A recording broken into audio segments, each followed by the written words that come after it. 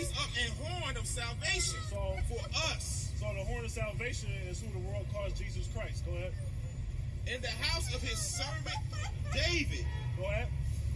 As he spake by the mouth of his holy prophets. So that cuts that whole notion about the Lord is not in the Old Testament, right? Shalom, c'est Don Laouya, c'est Don Lévi.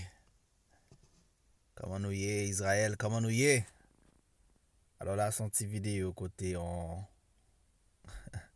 côté monsieur Israël, il est dans la rue, hein. Appelé Bible à une dame qui normalement vient avec Bible parle pour le demander une explication. Après ça, les nègres commencent à lire. Dame la commence à voir vérité quand dans Bible.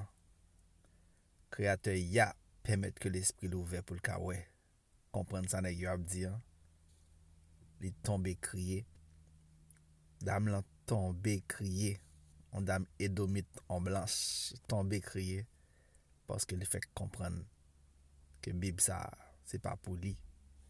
Que sauveur c'est pas pour lui. Que c'est pour nous-mêmes black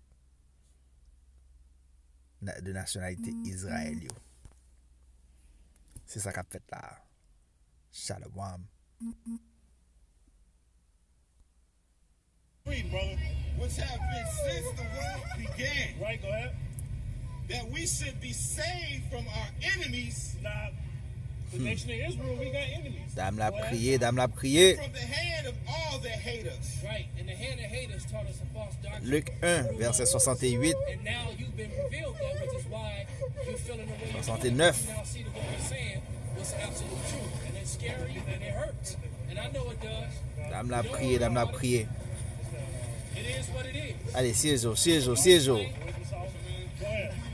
Somebody complain. Keep reading, brother. So you know, you go. Oui, allez. You gonna be all right. Ouh, parole ça dit. Parole ça dit. Quoi, Miacha là?